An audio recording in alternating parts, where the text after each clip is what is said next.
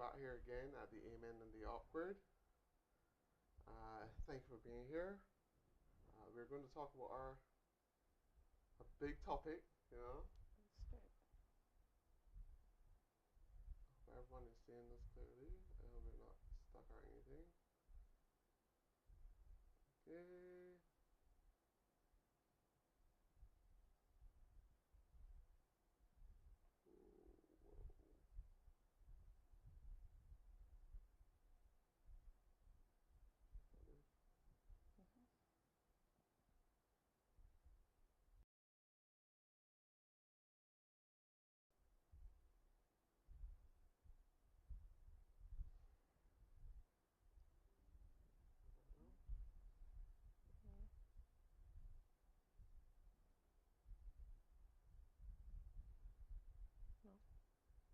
All right.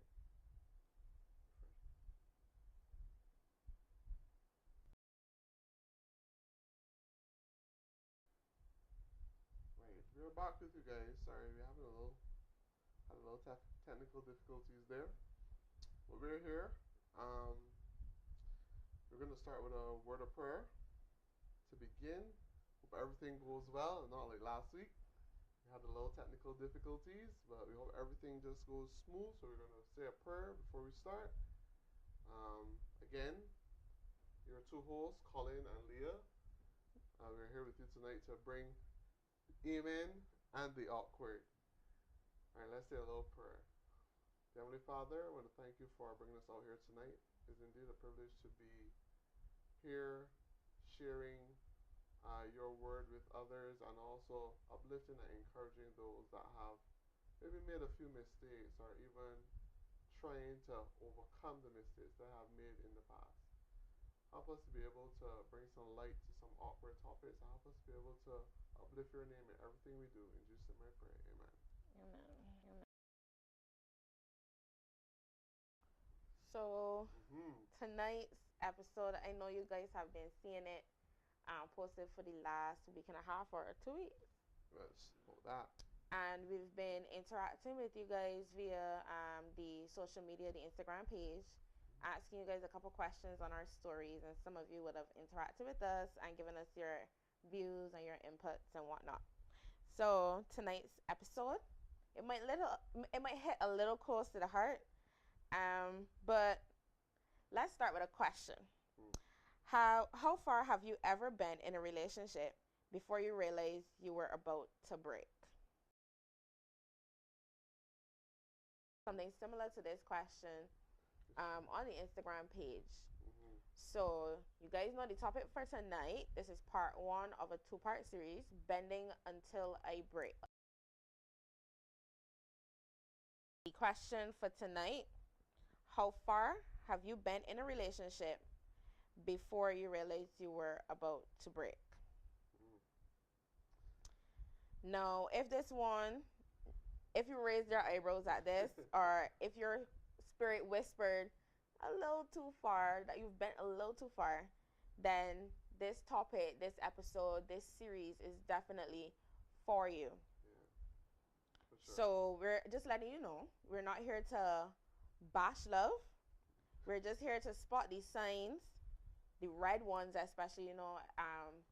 Last year I think there was this big thing with, oh, there's a red flag, there's a red flag, and there's a green flag. So we're spotting all the red flags, waving all the red flags. That tells us when we're losing ourselves in the name of love. So let's dive in. So first of all, we're going to play a quick little game. I would have started this game on Instagram as well. Correct. We're playing red flag or green flag. When I was thinking about this game, I was just like, maybe I should name this red light, green light, 1, 2, 3. And then I was like, no. So red flag or green flag. So they're just 5 statements. My co-host is going to interact with me as well as you guys. Sure. So here's statement number 1. We're going to call these statements as they are. If they're a red flag for you, you say that. If they're a green flag for you, you say that. So the first statement is, they always want to know where you are and who you're with. Red flag or green flag? They always want to know where you are, or who you're with. Wow.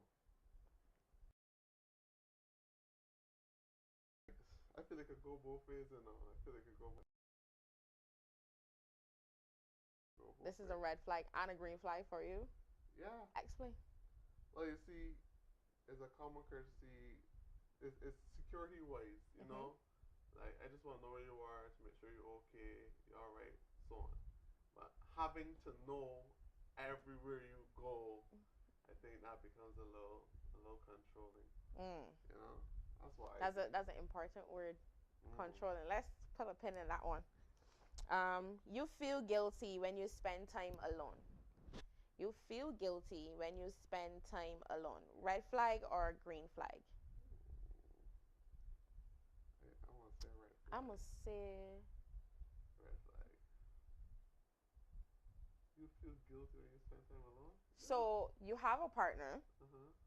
and when you spend time by yourself, away from your partner, you feel guilty about spending time by yourself. Why?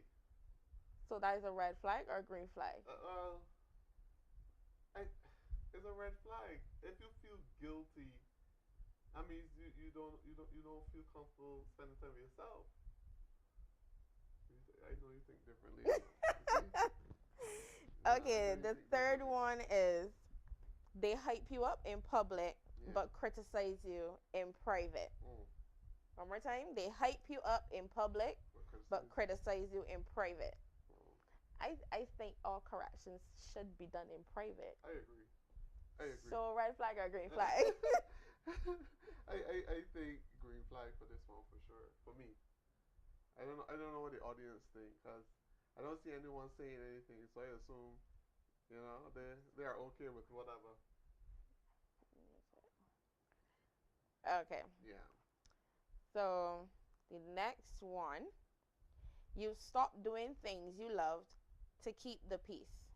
You have stopped doing things you love to keep the peace. So you start watching football every Sunday, Mm.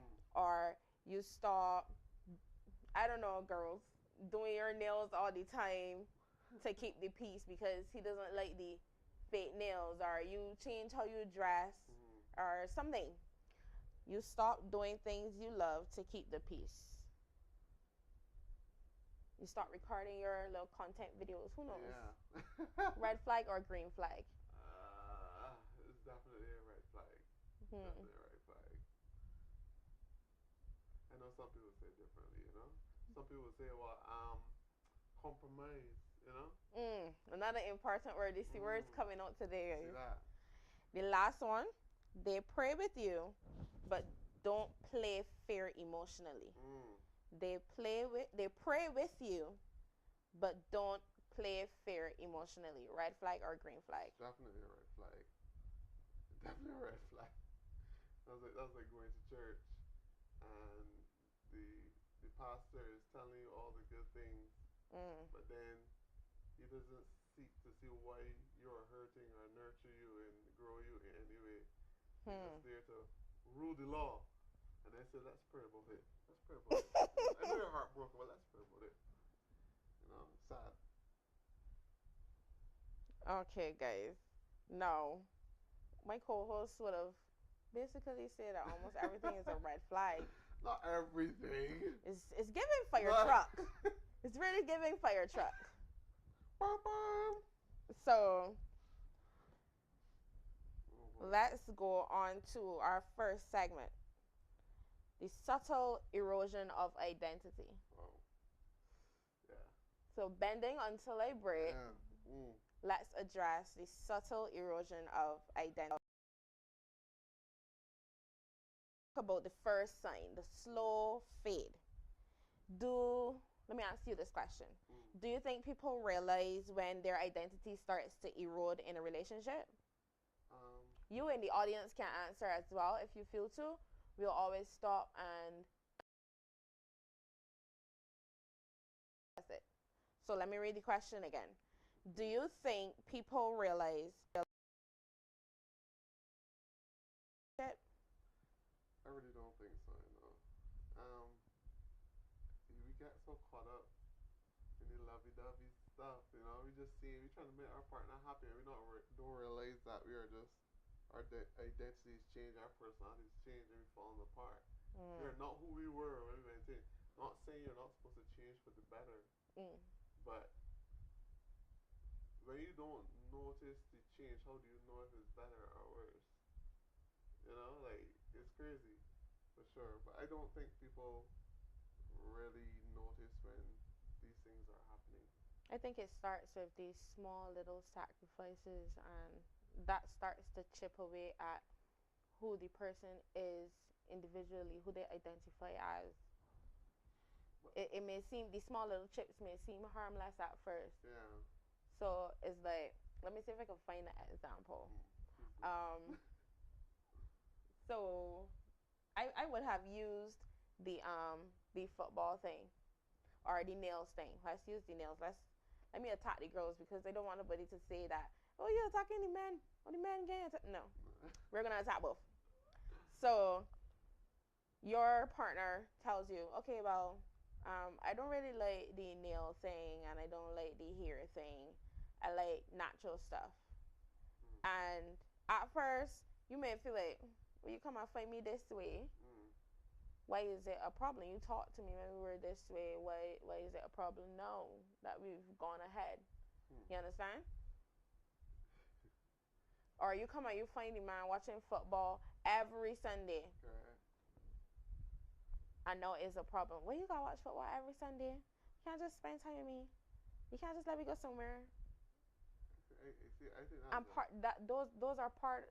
That is part of who the person is. That is part of who they identify as. I think that's why dating is very important, to be quite honest. Alright, let me stop you there. Because we just say dating, we just use dating and courting interchangeably. What's the difference between dating and courting, first of all? Dating is when you're getting to know the person. Courting is when you have decided to pursue this person to marriage. Right? Dating is the part where you're getting to know this person. These are things you discuss. These are things you recognize about people. I find we tend to lightly tread across dating and go straight into courting, and we then try to conform your partner into the parameters you wanted initially.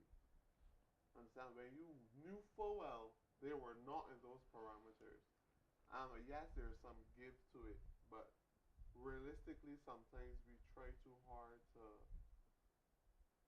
almost like build a bear, build a partner. Understand? And we always think that we are God and we can. My mic is a little too low. Yeah. A little too low. That's fine.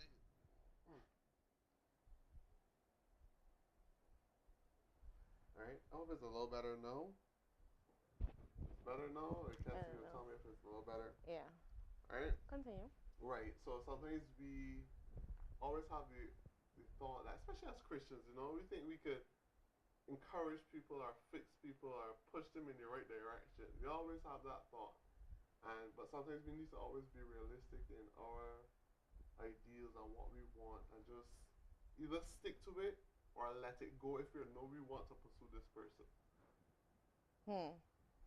If y'all have any input, feel free to put it in the chat, and we will respond to you. So let me just give y'all a little, it's still a little low. The volume is still low.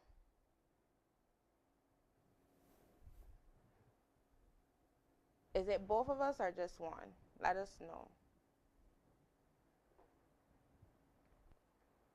Okay. So while looking up some information for this episode, while doing the research, I would have looked for some statistics, some real statistics, and we know that there is usually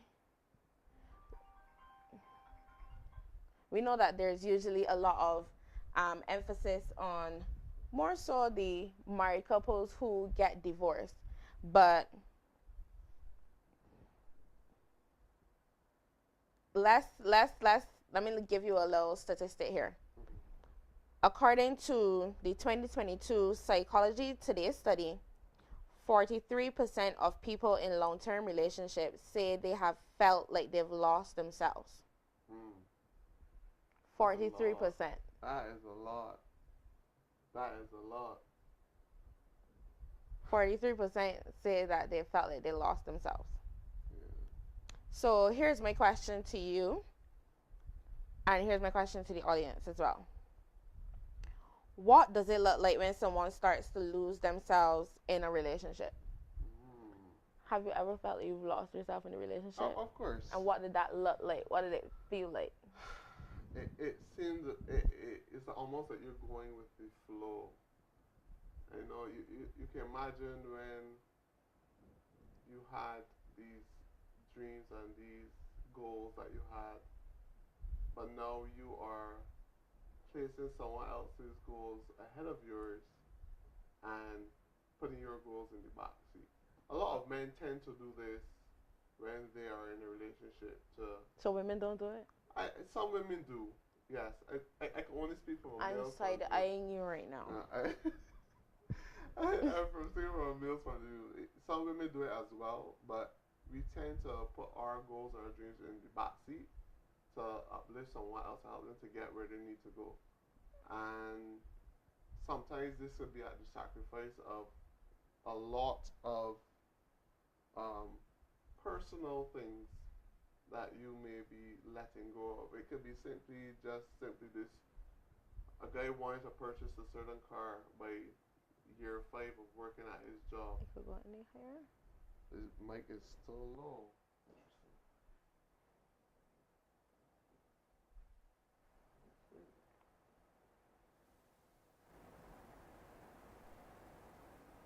It might just be yours. Well, it's just mine. You might gotta raise it. Off again. Can you hear me now? I hope you can hear me now. Since we just might. Okay, it's better. Oh, it's better So, now. Okay. Go ahead. Alright, so I was saying that I lost my train of thought now. Oh my.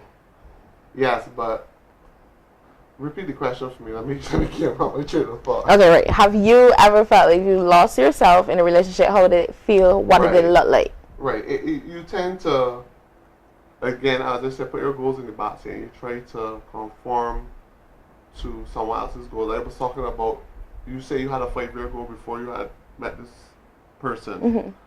And you said by year 5 you wanted to get your car. But guess not. You're in a relationship now and you're trying to get married in the same time you said you were going to get this car. Something gotta get hit in the backseat, and you don't even mention them because of the fact that you don't want the other partner to feel a way about you putting your stuff in the backseat. But don't you feel like if you are getting in a relationship with someone that you discuss all of these things 5 years ago, if they align with time, regardless of whatever, at some point in time, you're about it and see if they do. So we know that sacrifice. Yeah. But when are you sacrificing? Too much. Yeah, when is enough enough? Yeah, it's true. Because it could be a slippery slope. You could start with just something simple, but then you find yourself doing something else. You don't like you want a girl with natural hair and so on, but you know. Buy her the product. Feel like doing she hair or nothing, so you just say, alright, whatever, you can do what is comfortable for you. And then there's something else that you would like, you know. You like when she used to bake you cheesecakes, you know. But she said, oh, it's so time consuming, I don't think I could do that for you anymore. You're like, oh, okay. I think that comes with expectations, because as time goes by, persons change, and what they may be doing may not be what. Do you think that we set our expectations too high, or do you think that the person makes us set our expectations so high? Right. If I come into a relationship doing something for you, understand, the expectation is that I will be continue to do that same thing. You will automatically assume that is a norm or something that I do. So, oh yes, I understand why my mic is going soft now. I was dying. Right? So, probably not sure what version this is again. That's the NIV. Okay. Yeah. So, everything you do flows from it. Proverbs 4:23.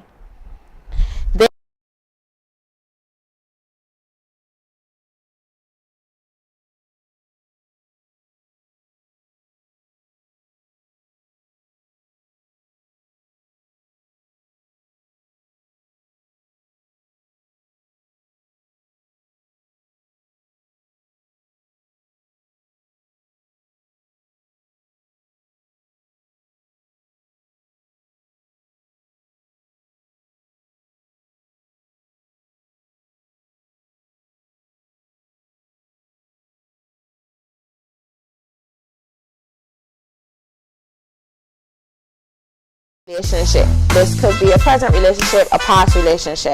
It doesn't matter. What's something you used to love? You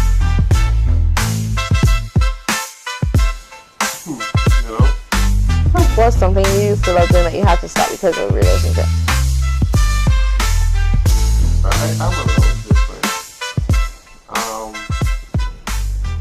Well, I could say in the past I've been in relationships that made me feel like I had to get all my stuff in order now. So sacrificing things that I would enjoy to do, enjoy doing, sorry, I put on the back burner. So everything was work, work, work, hustle, hustle, hustle meant money. And it kind of puts you in a, kind of like a always going kind of thing. So you end up kind of like putting the relationship under stress as well. But sacrificing those things for me, those leisure time things, simple things for me it was like going to the beach every day.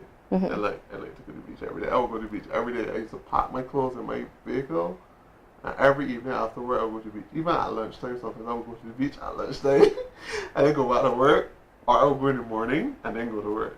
So that was it for me. And when I got into a relationship at one point, I felt like I had to just put some of those things at the back burner because everything else was like I have to get everything in order, because if I'm courting this woman, I need to be able to be ready for marriage now. And it kind of puts this immense pressure on your head, and you stress about money. If $1 is missing, you are just up in arms because you know you gotta get this done. Yeah, that was it for me. Some other people, it might be a little different. It might be video games. It might be football, watching football with the boys. Because you know at a certain time the woman can say, what happened? Why are you out so late? Are you safe? And you know, all this some of these things. So it is crazy. Do you think it puts a lot males, but females as well? Do you think it puts a lot of pressure on them to, I want to say, conform into what the partner? Any man or woman wants to be a good partner. So there are two things that partners will do. They will try to slash your expectations, meaning they try to devalue the expectations of why you want this, why that's so important. I don't necessarily, when they believe they cannot give you your expectations. Or they would try their best to fit within your expectations in every way. There are two different types of people. And I'm sure would have experienced one or the other during our lifetime. So yeah, it is it's a little crazy when you think about it. Okay. So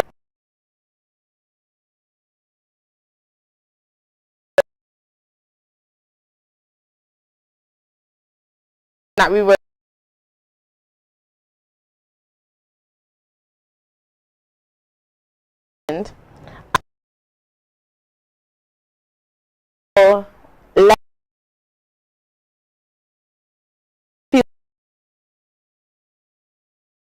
mm-hmm. Why do you think so love? Hmm. Possessiveness with love. Yeah.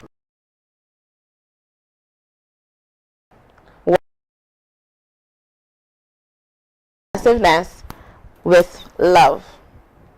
I guess it's a form of people don't understand what love is. First thing, God is love. For a man like God to decide, all right, I love you, so I am going to go and die on a cross for you. You can still choose if you want to love me or not. You can still choose. That's your choice. But I ain't going to die for you nonetheless. Mm-hmm. Understand? Because I want you to be good. No one, no, alright, let's say no one. Humans find it hard to love in that way. We love. Pardon? I might need a mic. Huh? I might need a mic. Oh, you're okay. Yeah. Humans find it hard to love in that way. They tend to want to love you because you love them. Understand? So it's very conditional. Mm-hmm. But God, how God deals with it is that He says, "Like, love me. You don't love me. I love you still." And if we learn to love like that, we would understand that if we really truly love something, you give it choice. Understand? I hear. I don't know if you remember. We would have had a discussion. Yeah. And a lot of persons were confused as to It's true. why is love a choice? They made it seem as if it was a sentence. You have to like they're talking about God because we have to love God, and it can be far from the truth. God is not asking for a relationship with us and then telling us we have to love Him. Understand? You have to come to church. You have to do this to me.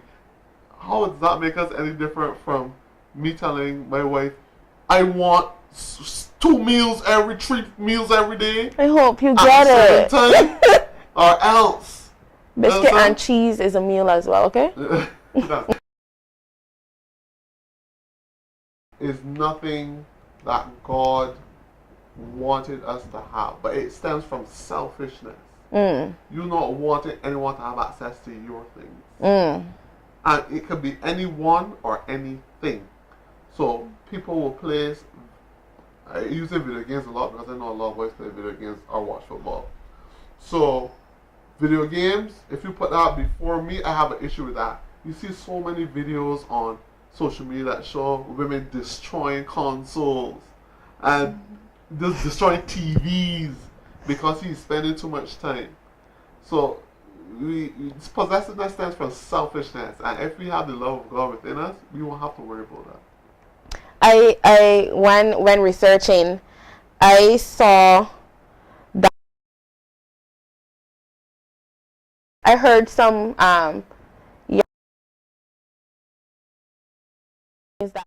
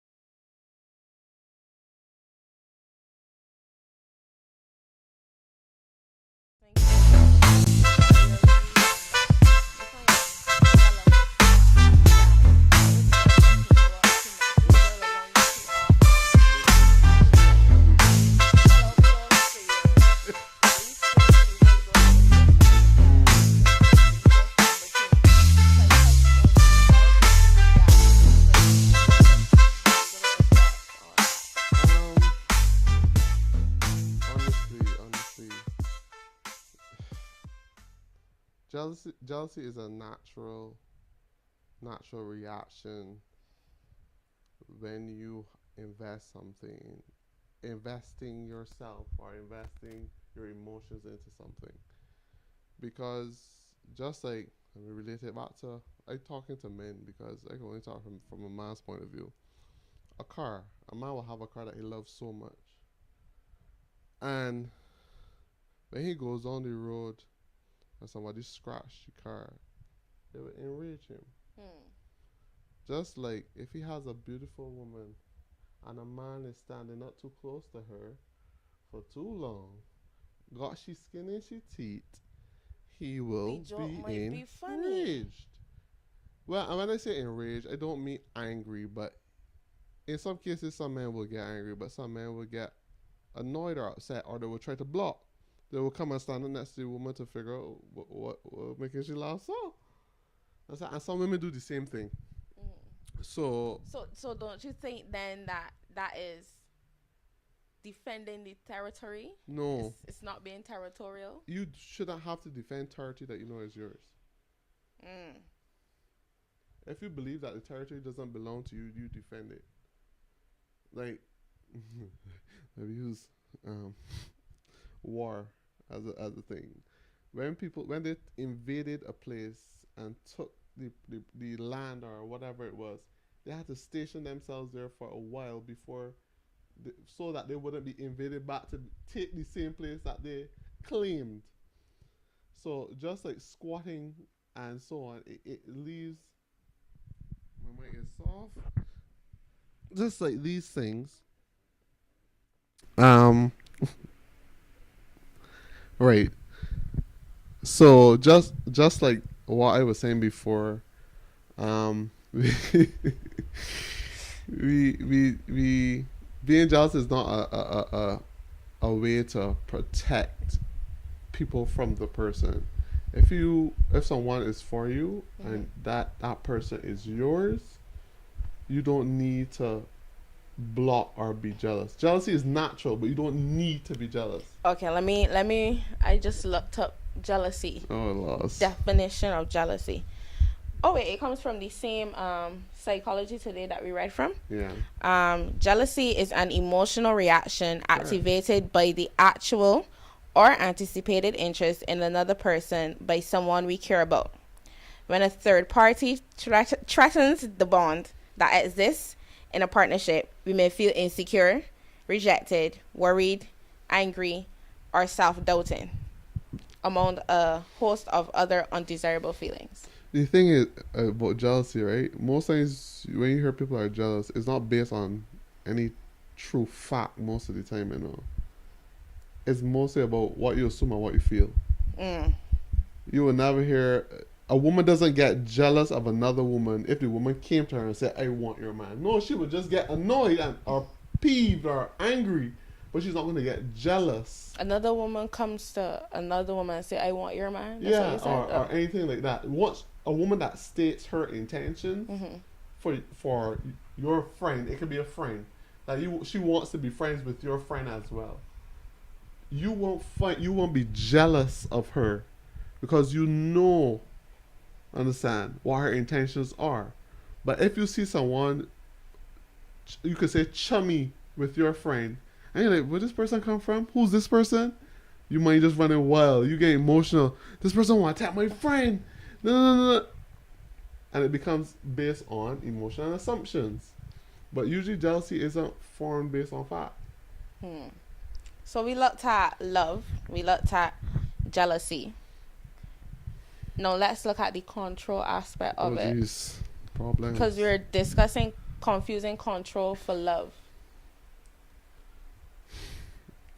There are many cases out there where, especially, you could go to abuse victims. Abuse victims have this case where they latch on to the person that victimizes them. Understand? And also we gotta look at environment and how persons are grown as well. If you've seen your father be controlling with your mother, you think that is a form But of what love. is controlling? So is controlling telling her, okay, I don't like that skirt, take it off. I don't like that top. Take it off. Well, I don't like how your hair looks. Undo it. that is not controlling. What do we consider to be controlling? But that's why I'm asking you. Is me telling you, and you see, the thing about it is the person receiving these words could determine if it's controlling or not.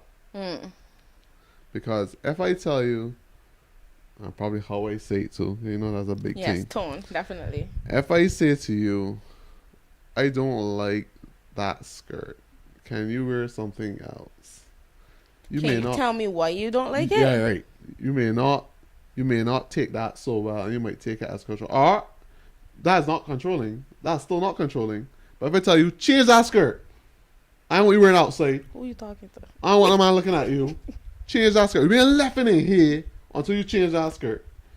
You understand? That is controlling. I telling you what to do. I ain't explaining what to do. You better do what I say. That is a level of control. If I tell you, I come home and you cook rice, I say, don't want no rice. You give me the foolish rice. I want macaroni pie. Make me macaroni pie. That is controlling.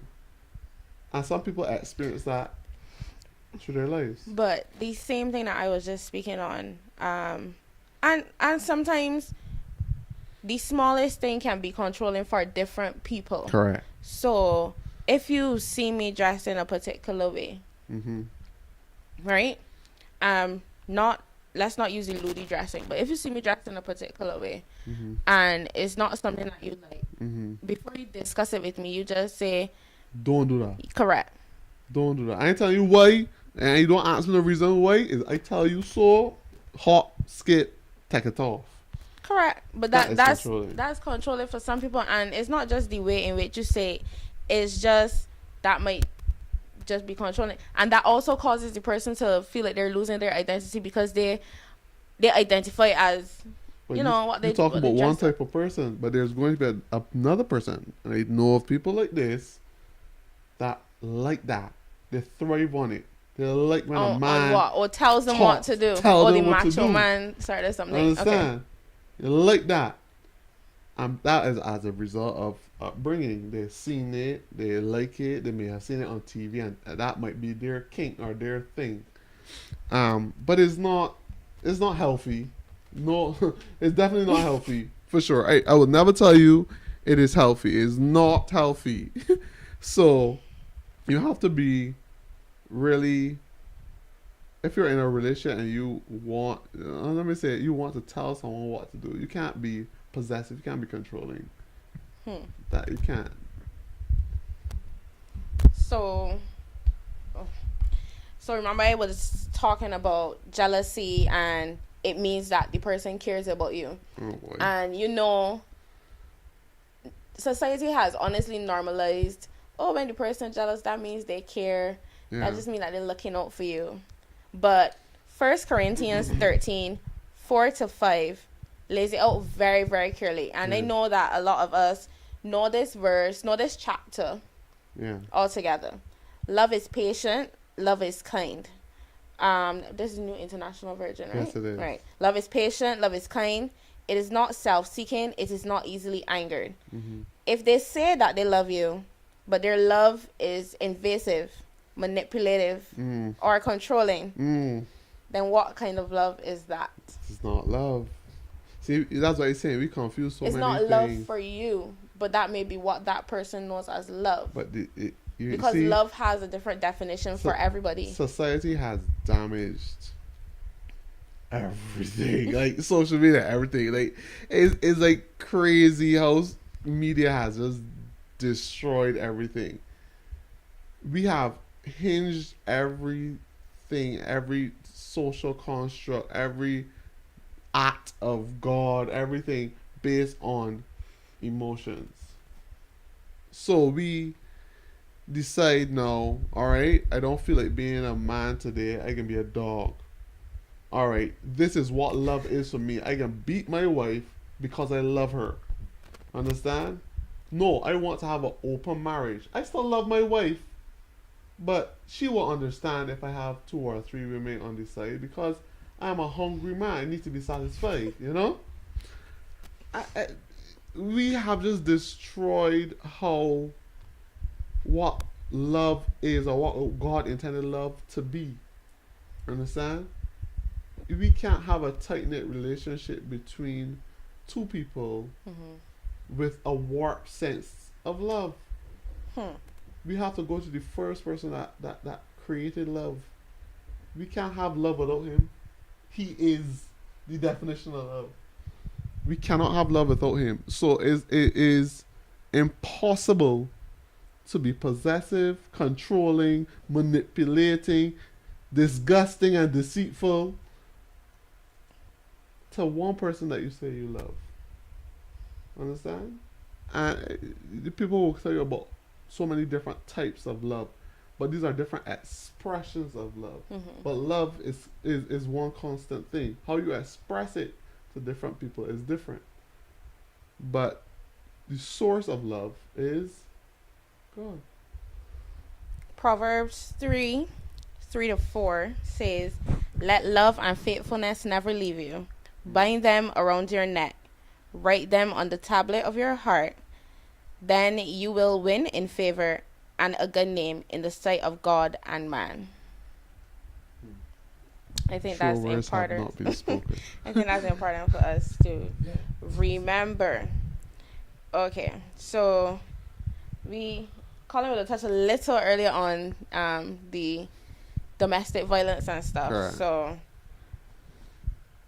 National Domestic Violence Hotline Survey, it was done, and more than guess this. I don't want to guess. I don't want to guess. I can be heartbroken. More than 50%, so more than half of the persons were in emotionally abusive relationships did not recognize the behavior as abuse at first.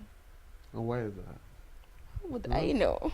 What? Because persons don't Crazy. always identify these things as abuse. Abuse looks different for persons.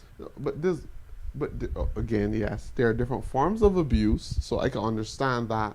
Yeah, because when I say, oh, there's mental abuse and there's emotional abuse. Correct. Some persons don't understand mental abuse though. But even persons don't even understand physical abuse.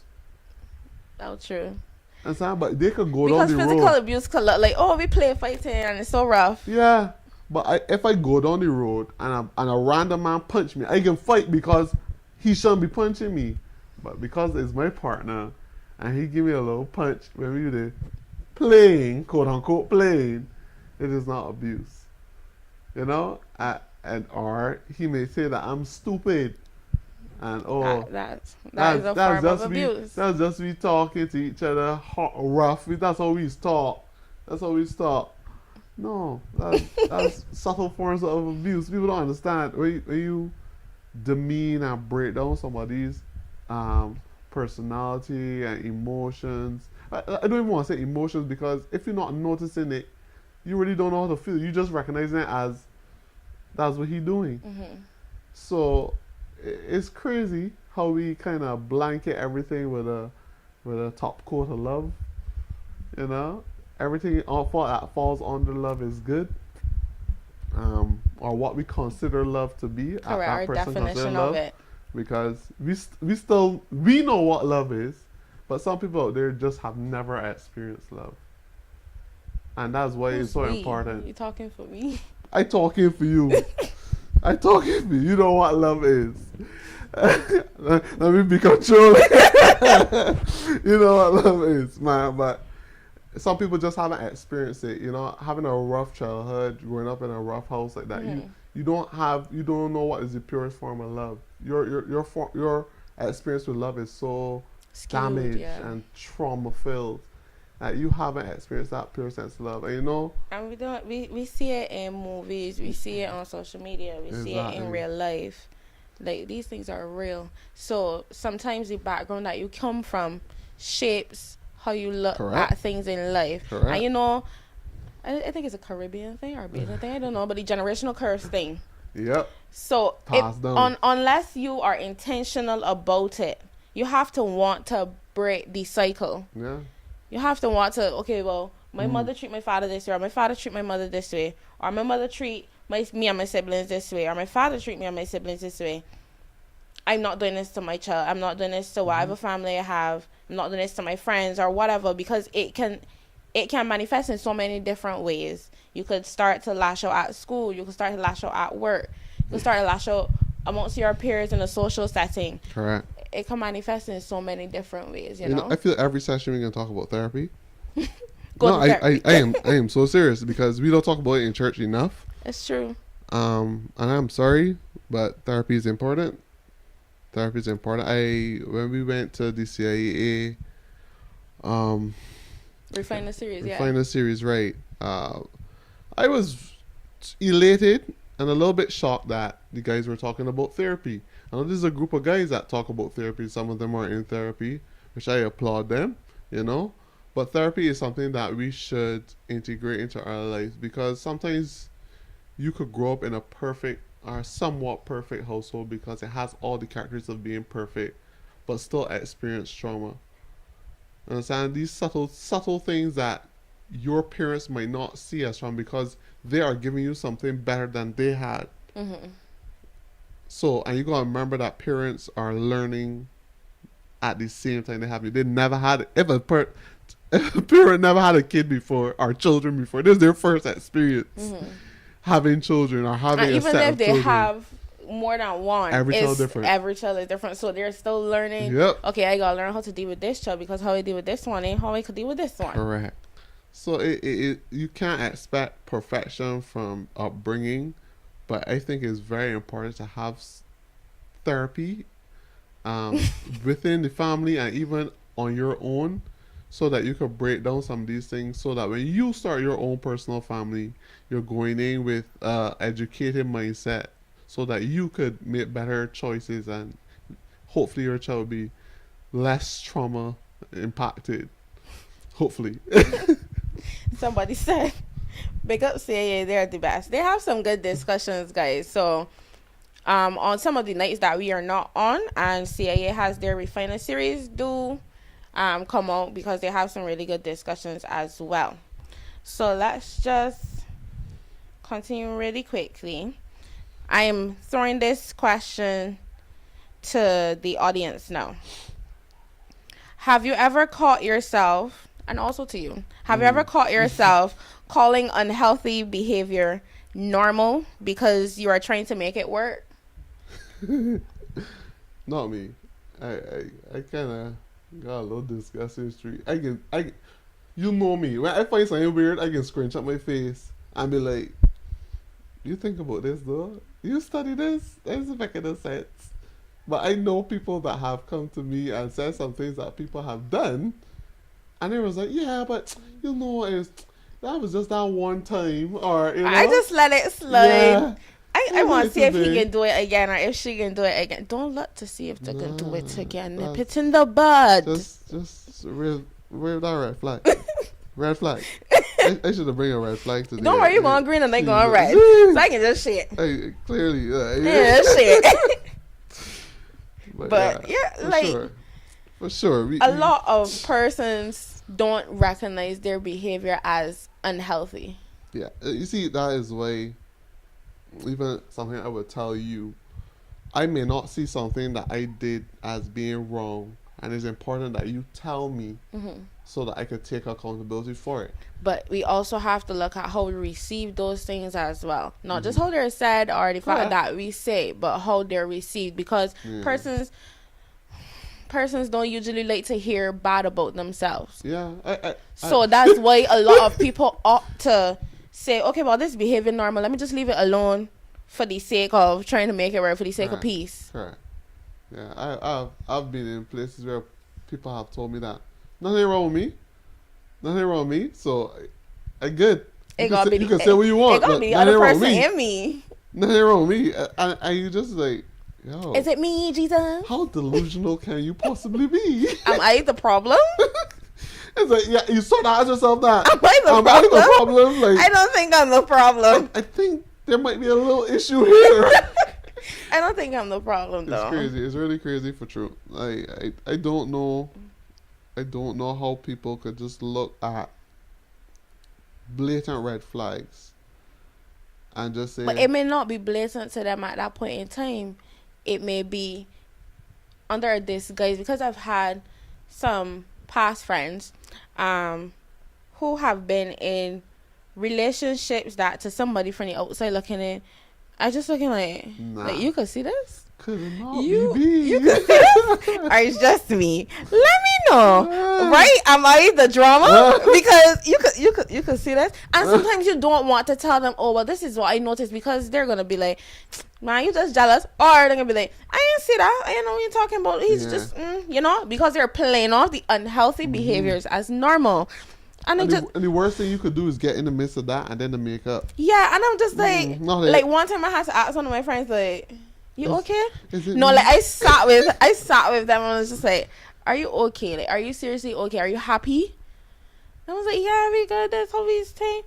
I was like, it's not normal though. Yeah. I was like, man, I think it's normal. I sat with another friend in the same friend group and asked, have you seen this? Is this normal to you? They were like, no. And guess what I did?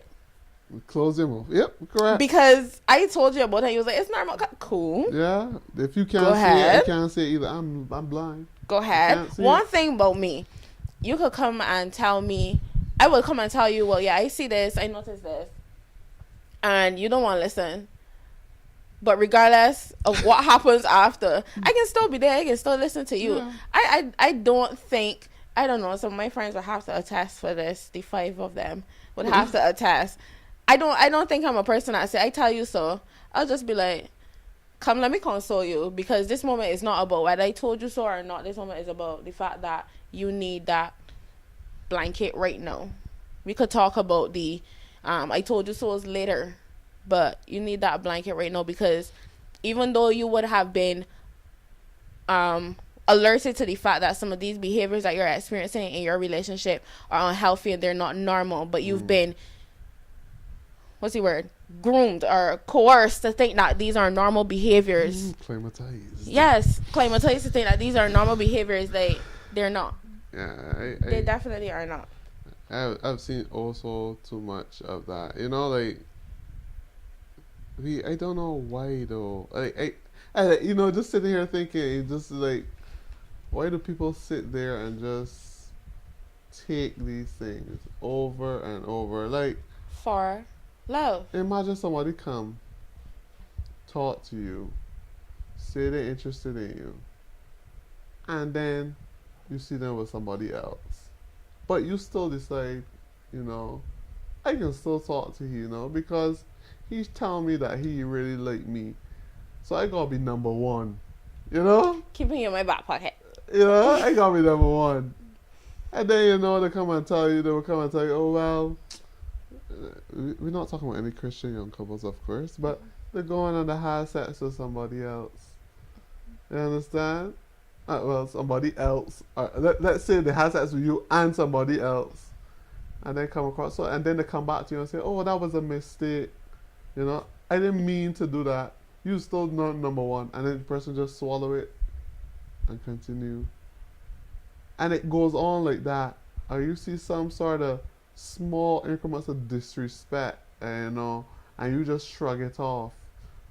I have the attitude. I have the attitude like a duck.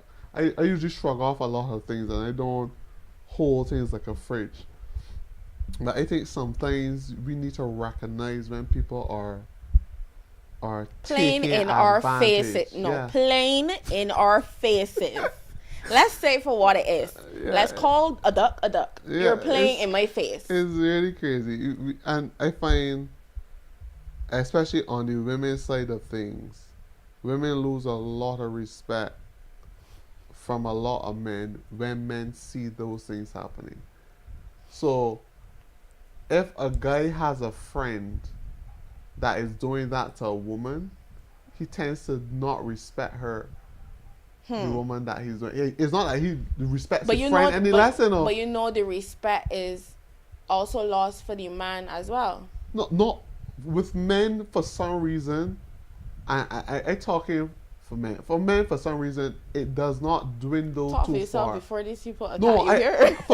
for me personally, I lose respect for the men too. Okay. But I notice that men do not, when they see a man doing that to a woman, they don't the respect of that man does not fall in their books. The respect of the woman falls. The respect of the woman falls in their books. So they would never, like, say the world switch are wrong. Not a world switch are wrong, but things pass over time. That relationship falls by the wayside.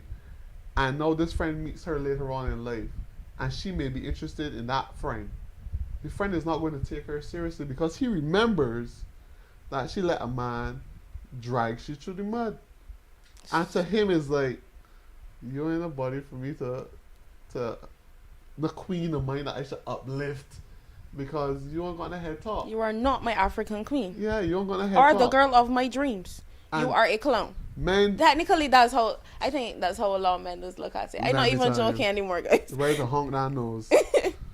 Let me tell you. Somebody said, Destiny says, sometimes people might genuinely be oblivious to the behavior, or that the behavior isn't normal because of past trauma or experiences and the pressure to settle from outside forces. I agree.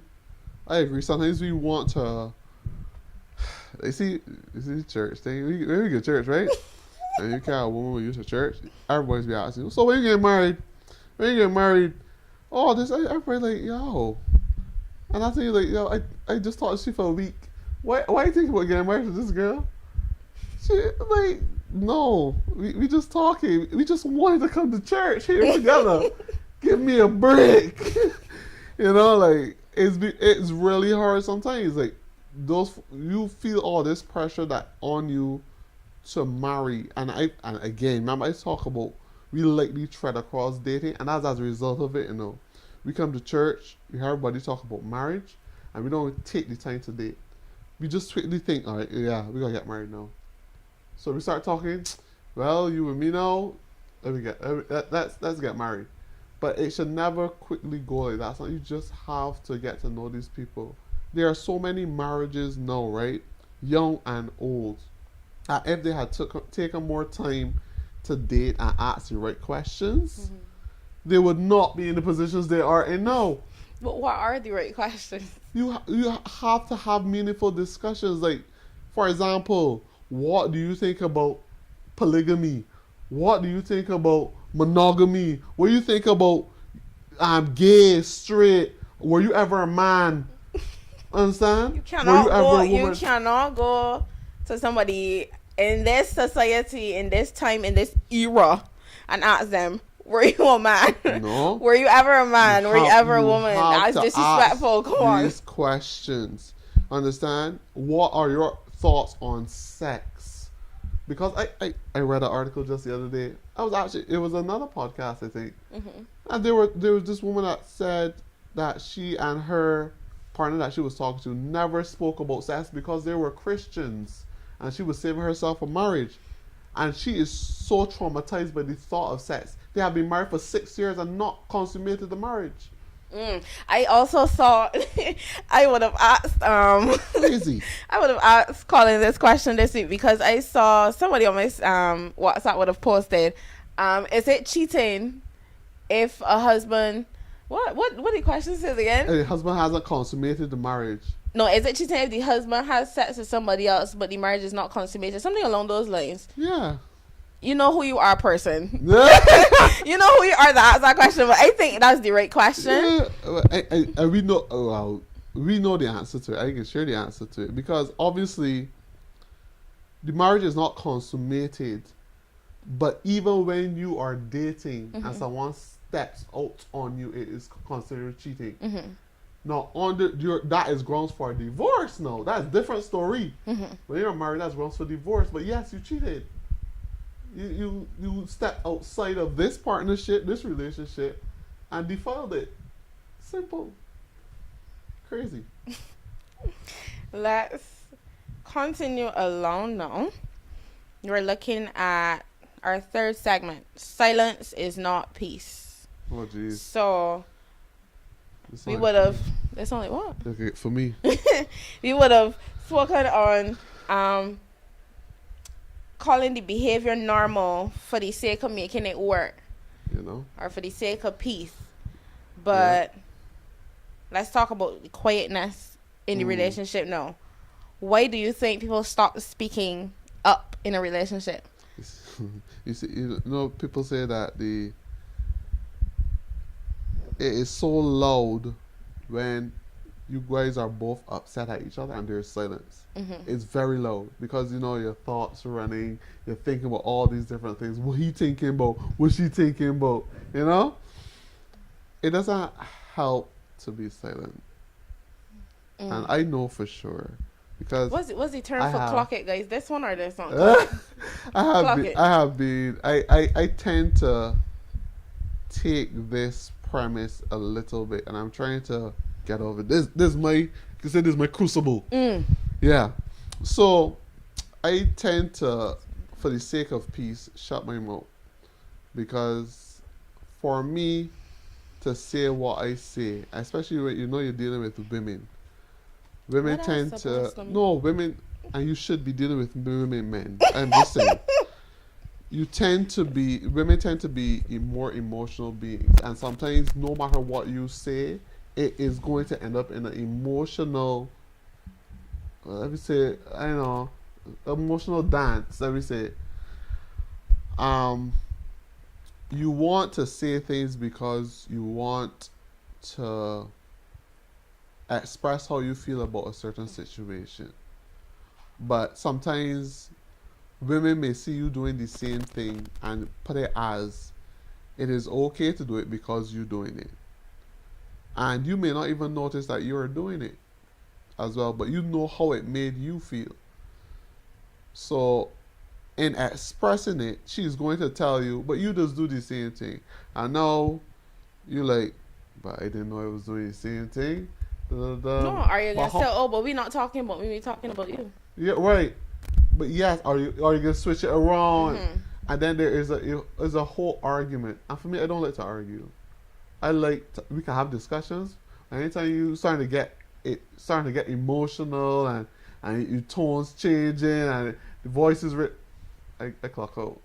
I have a night. I can just ship out. Check me when you cool down. That's been me. I don't do the whole argument thing. That's not me. But it is very important to communicate these things. But what I have implemented for me personally is that sometimes I would just take some time away, and I would like say we have time together, we spending time together in the silence. I would just talk about certain things, and I would clarify. So you have to clarify a lot with women, guys. Have to clarify a lot. So you gotta clarify a lot with men too. You say something, and then you have to clarify exactly what you are saying so it's not misconstrued. So you have to be careful when you're explaining things. Make sure you're clear and use the right words. Be careful, guys. Men, women, remember everything you say. I think we had this conversation just the other day, because I think it was just a small misunderstanding that we had where we said that what I say might not be what you hear. And I watched a video a good while ago, and it said this couple, they were having, let's say, communication issues, and what they started doing, what they implemented, which, and some people could find this tedious, and then other people may find that this works for them, just like that couple. But she would have told him something, and she would have stopped. He would have responded away, but then she would have started asking, what did you hear me say? Because this is what I said, but what did you hear me say? And sometimes what the person may say might get lost in translation to us. So as you say, explain yourself. Like, it goes for both persons. Explain yourself to him, and he needs to explain himself to you. Because if you're not totally sure, then the communication could get lost. And you gotta find somewhere in between time to say it to, because the right time to bring up certain situations. Because if I am dealing with something that day, and you come out with something, my head just, I might tell you the wrong thing, and then that is etched on your memory, and I'm the bad guy for the rest of the day. Or it might blow into something else. Exactly. And it's just timing. Sometimes it's not the right time to do it. But I guess that has a lot to do with communicating to, as a partner, how your day was and how you feel and what you're dealing with at that moment. Because sometimes a simple check-in. Yeah, just you being there, you're not going to be able to always know what is going through a man's head or what he's dealing with. Michael says you have to be willing to listen sometimes. I agree. Women, honestly, them talking to me. Don't worry about it though. No, like it's vice versa. See, because sometimes as men, when we think that we are right, we tend to want to control the communication and not really listen. We already know we're right. There's where we're going. I don't want to hear no more. But I just let you talk because I'm supposed to let you talk. So I let you talk, but I can cut you off 3 or 4 times because I'm right. Michael asked the question. Michael said, what happens when they are not listening when you are trying to clarify on your end? That's a problem.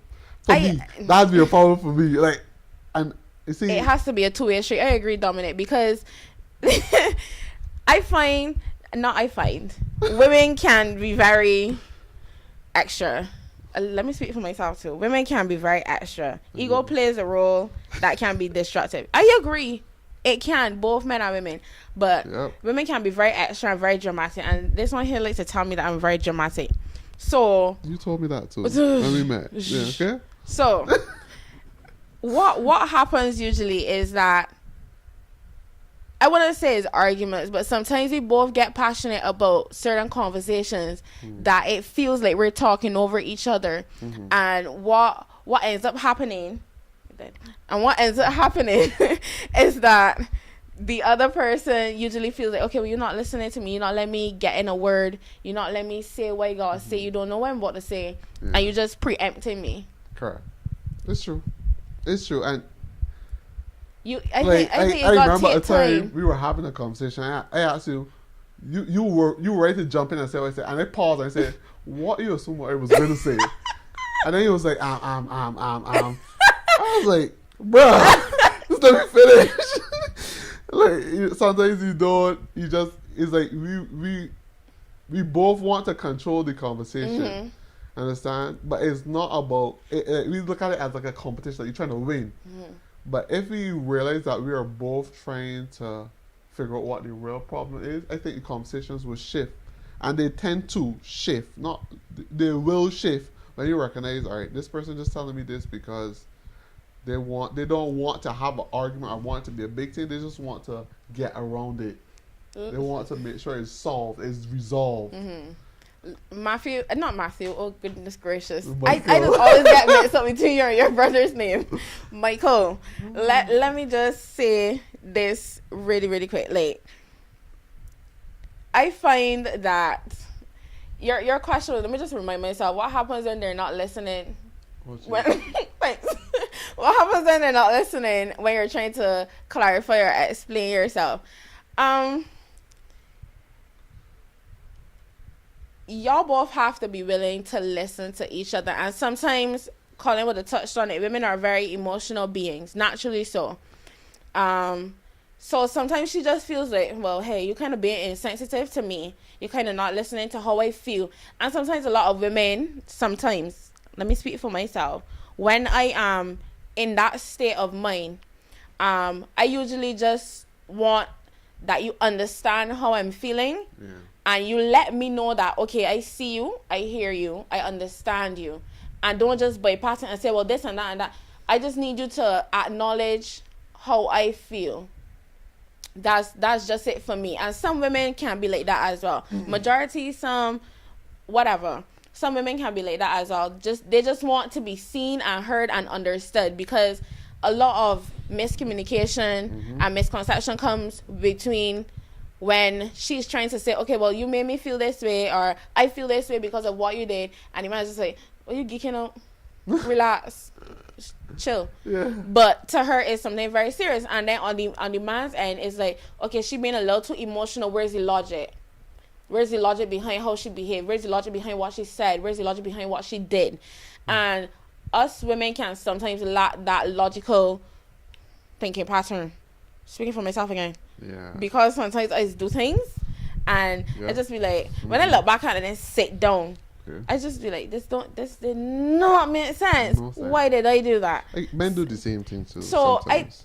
I think women come from an emotional point of view and men come from a logical point of view, and the two just get lost sometimes in between, because as you say, everybody's just trying to be heard, and get their point across. Yeah. So I see some stuff in the chat. You might have to read it because I can't see from this Right. far. So Dominic was talking about emotional intelligence, and I that is like super important. But a lot of us do not have emotional intelligence.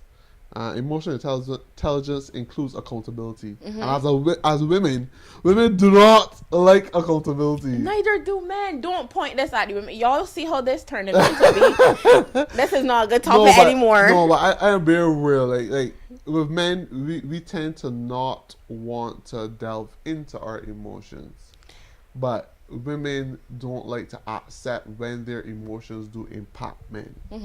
So we always look at men like big rocks. We could bounce anything off of them. We could tell them anything and they'll be good. It doesn't matter. And it's crazy on both people's parts when you think like that. I think that is really what men have done to women. Though we have conditioned women to think that we don't feel or have any emotional feelings towards certain things. When in true fact, if we expressed our emotions more with women, we would see a different side of things. But also on the next side, women kind of like use our emotions as warfare.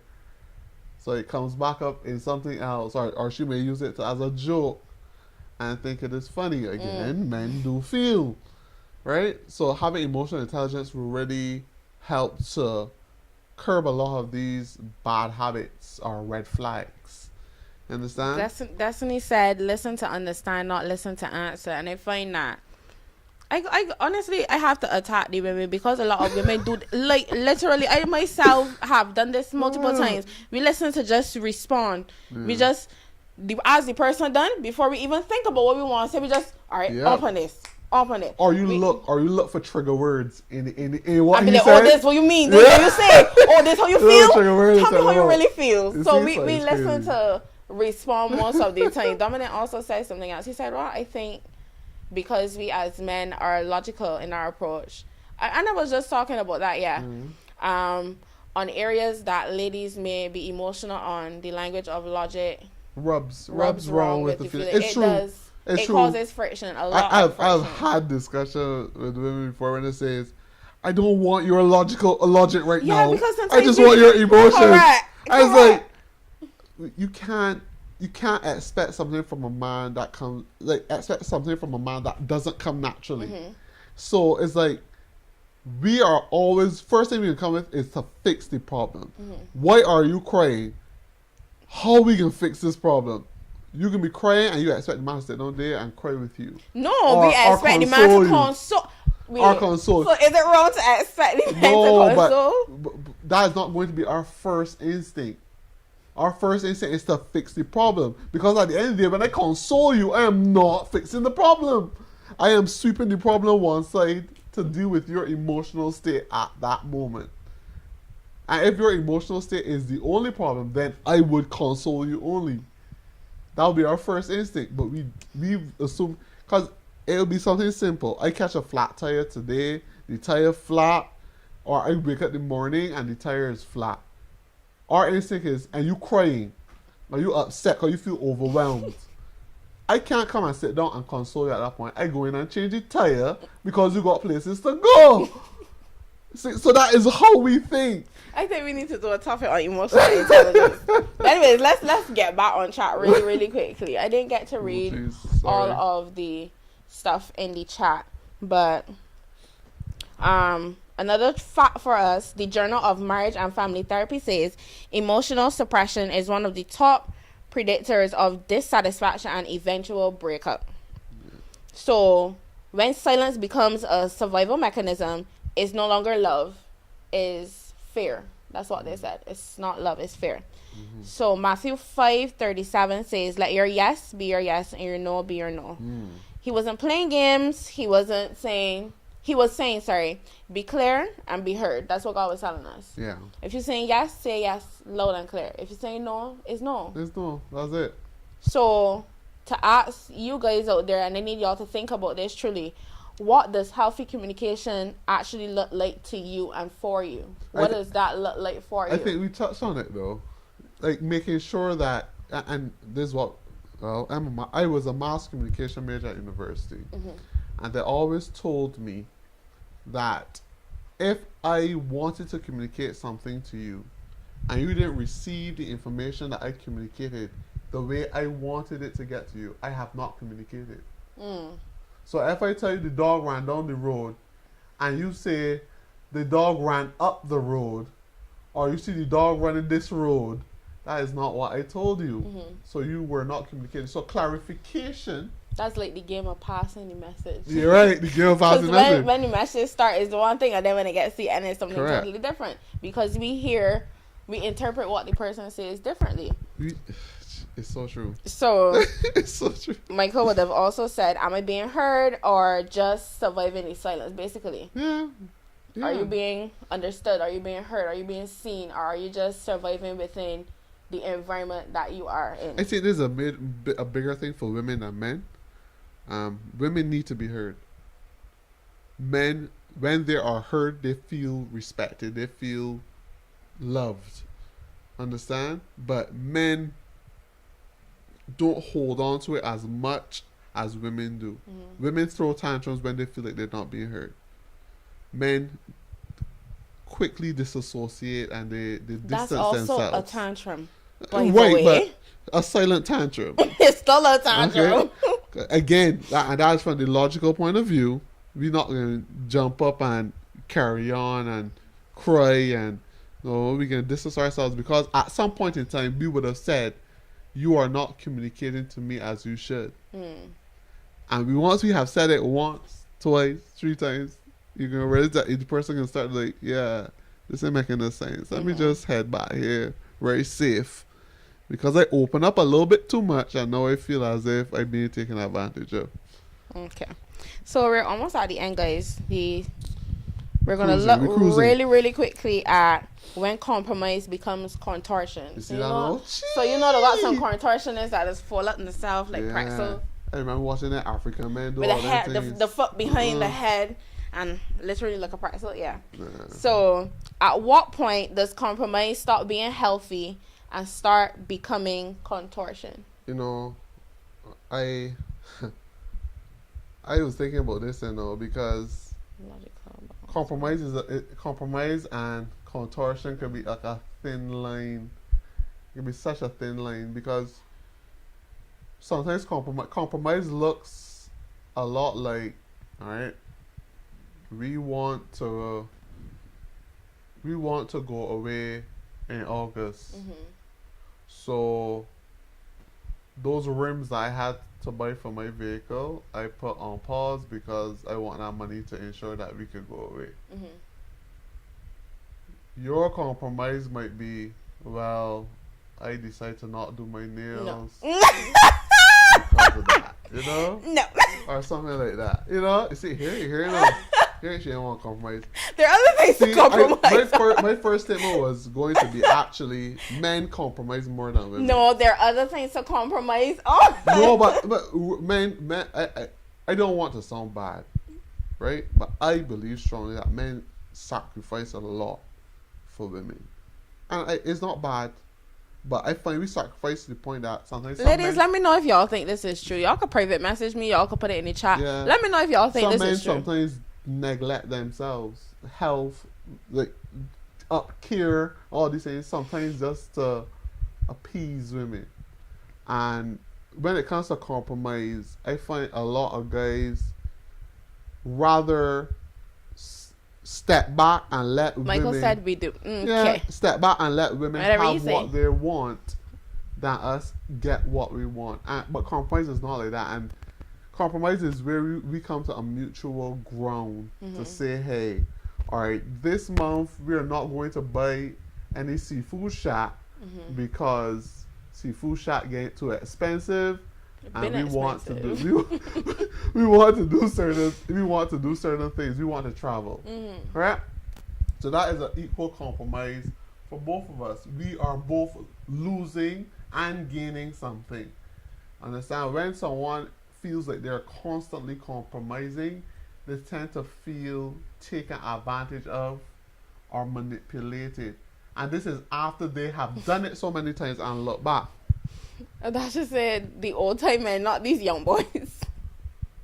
I find there are a lot of young men that do the same thing as well. You just ain't finding the right one yet. You worry. So, so Amos 3:3 says, "Can two walk together unless they agree to do so?" And Amos is a book that is usually overlooked in the Bible. Correct. Small But it's book. relevant right now. Can two walk together unless they agree to do so? So you see like how you have the three-legged race.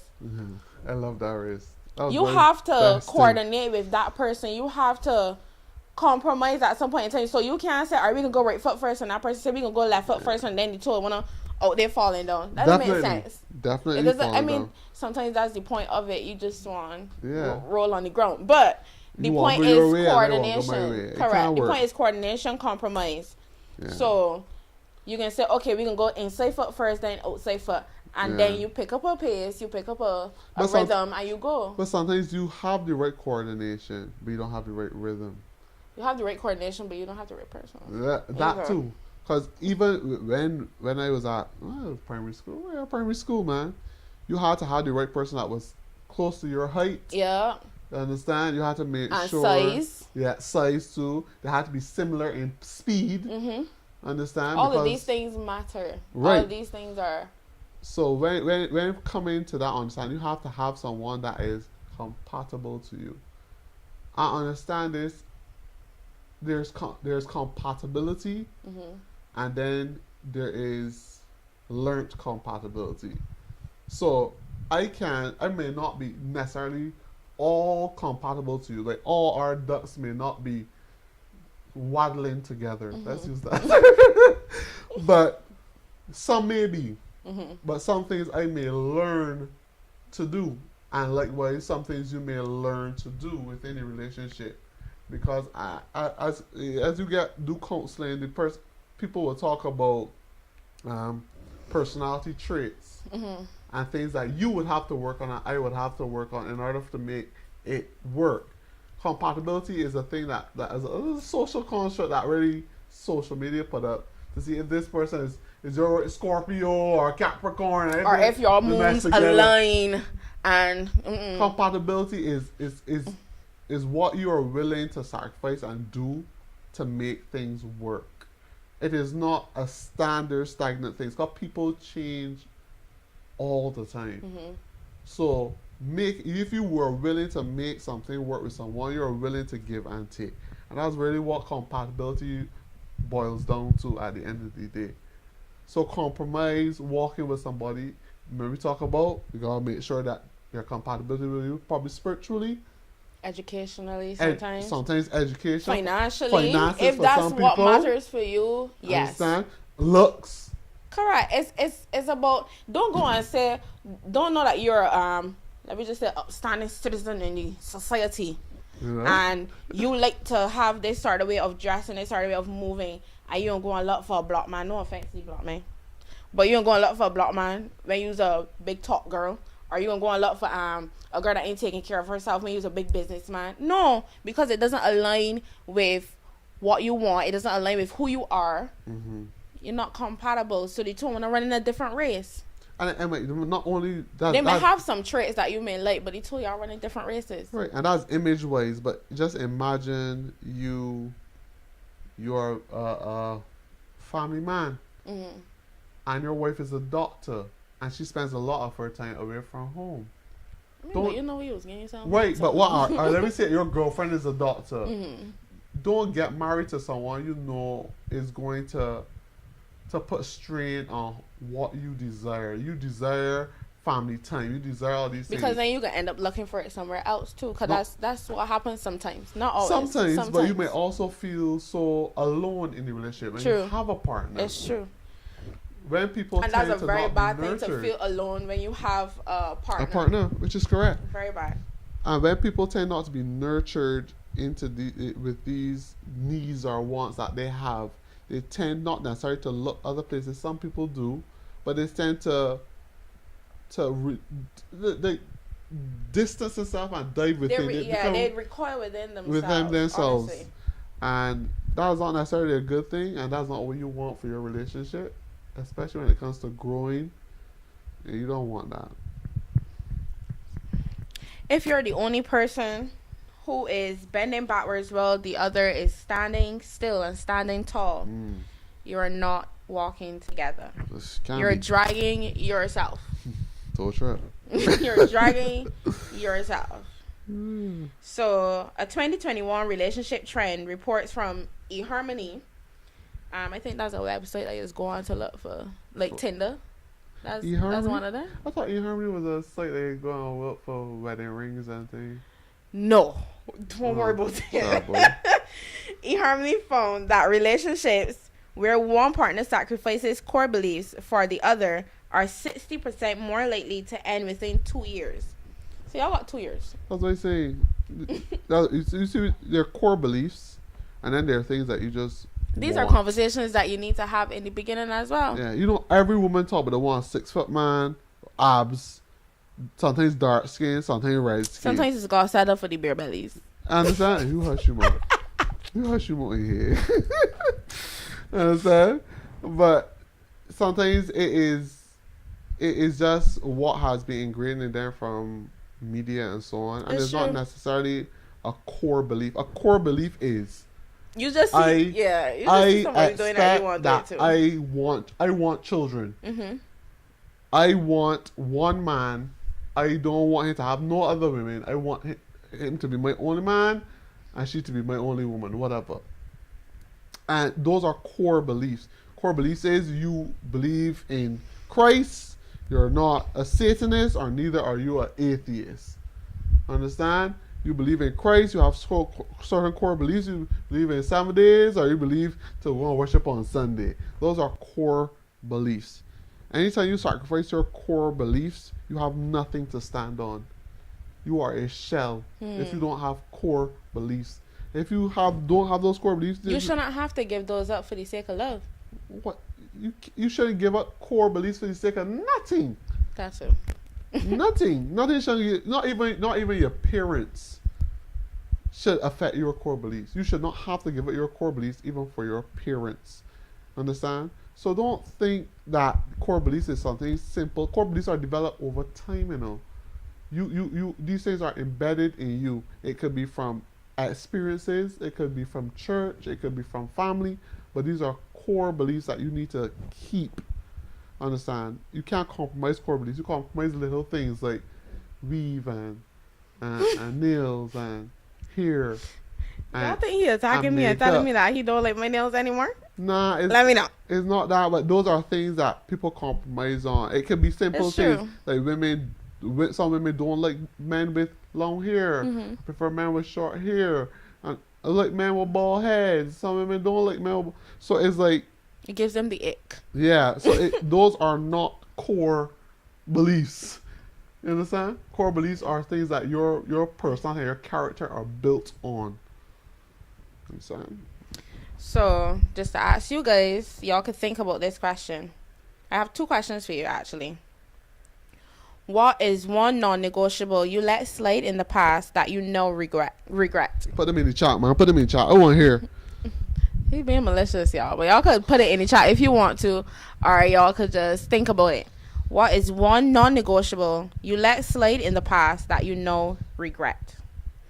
And the second question, what's a core part of you that you've bent or hidden to keep the peace?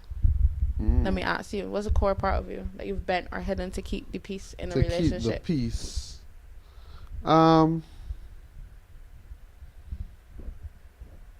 You know, you never had to bend until you break. That might be a little disgusting. I was like, to be quite honest, I have honestly not even. I would say bent. Sometimes you I hate thinking hard. I'm making sure I gotta find a good one. Just find one. Well, in the past, I think I have. Sometimes, even in some relationships, you have let your spiritual life dwindle a little bit. This one tall. Sometimes you want to push your spiritual life and build your spiritual life with your partner, but sometimes you feel as if you're forcing it with them. You're basically dragging them along. And right, you feel like you're dragging them along, and because you don't want to be that person to beat the dead calf or dead horse. I don't know. Beat a dead horse. You don't want to beat a dead horse. You decide to like, all right, man, just let me just let it be for now. Probably later on, you always give yourself that little hope. Probably later on, eventually he will learn. You know, eventually they'll figure it out. You know, but sometimes you have to just snap back to reality and realize that this person gotta do this on their own. If they're not doing it, it ain't gonna be done. But you really, for me, like, if you're not there with me, like, spiritually, I just feel a little off. I just feel a little uneasy in the relationship because I don't want to feel as if I am pushing and going for something and leaving you behind. Because why are we in this relationship? That's true. That's for me personally, and I tend to feel as if like let me just cut it and let me just roll out, because I'll feel a little better if I on my own. It's one of my spiritual journey I have to worry about. But when I am in a relationship, I am thinking about your spiritual journey as well. I want to see you grow just as much as I grow. I want to have these conversations with you. I can't have a conversation with you if you're not thinking about these things. But what if the person is not, let's say, on your spiritual level? No, but it's not about being on your spiritual level. It's about having the yearn to get there. See, so if you're willing to put but in your the pace effort, is not their pace. No, but you gotta be willing. The thing about people is, right, and it's everywhere. Even when you get hired by a job, the person know that you don't got no experience. You clueless, but you have the yearn. You want to learn. You want to figure it out, and people see that in you. And people will want to work with someone like that, because even sometimes working with someone who thinks they have already arrived, they're teachable, yeah, it's annoying.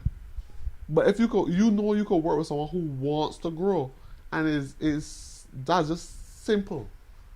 I could work with someone who wants to put in the effort. Understand? But if you feel as if you just beating them and forcing them and telling them every time you gotta remind them, and you'll eventually get weary and tired. That's the truth. All right, guys. So you're coming down. So we're wrapping up now. So love shouldn't cost you yourself. Shouldn't. Only God died on the cross. Love should not cost. Love should not cause you to lose yourself. Love should not cause self erasure. Should not cause loss of identity. Nope. Real love sees you, it hears you, and it holds space for you. It does not shrink you. Yeah. So I'm putting out a challenge to you guys this week. Y'all could think about it.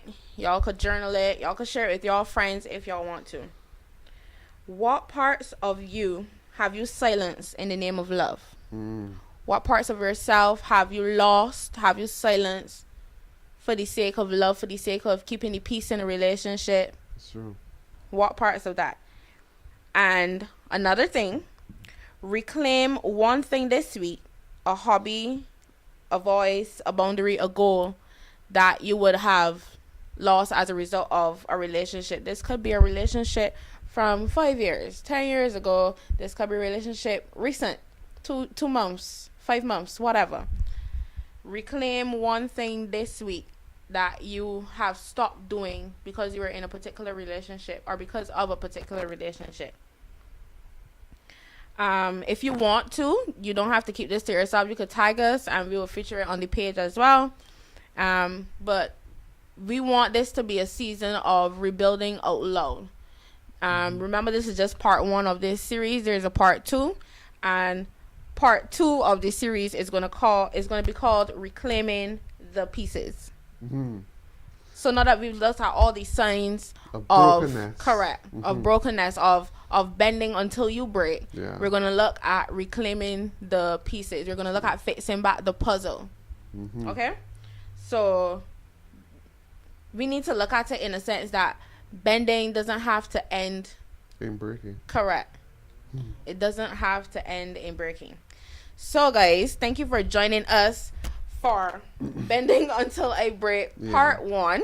This has been a really good conversation with you guys. Get to see how some of you think, how some of you see life and see relationships on a whole. We're not going to be back next week. It's next week. We're going to be back the last week, the last Friday in May. This May, yes. So the last Friday in May, I don't even know what date that is. I will tell you now. The last Friday in May is the 23rd. So let me just get you guys accustomed to this schedule now, because these things take time to research, and we want to come to you guys with factual stuff, and we want to always give you some text to go away with, so that it's not just society or my opinion and the opinion. We want to give you solid grounding that you can go and look up for yourself, research the context, whatever that may be. So we're going to be on every first Friday and every last Friday of the month. Every first Friday and every last Friday of the month. So you can look forward to that. We're not going to change the schedule. We're not going to be on this week and off next week and on this week and off and then off for 2 weeks. No. First Friday and last Friday of the month. So reclaiming your pieces, which is Bending Until We Break Part 2, is going to be back on the 23rd of May. So y'all have 2 weeks to journal what I just told y'all to journal about, which is what parts of you have you silenced in the name of love. So y'all have 2 weeks to think about it. We're coming back to you in 2 weeks, and we're going to come to you with some more conversation on ways to heal. Who knows? Maybe we'll have a guest with us. I don't know. I can't wait, so I can't give you all that. But who knows? Maybe we'll have a guest with us. And we'll talk about some healing processes that we can take from relationships that may damage us, or anything traumatic that may may have damaged us. For sure. We are working on trying to get some in-person sessions. So because some of you have asked us for that. That's a lot of work. It's really a lot of work. So we're trying to plan it so that we can have a location that everyone can come, and a central location. I don't know what's central now, because everywhere is too far. Gas honestly is a lot of money.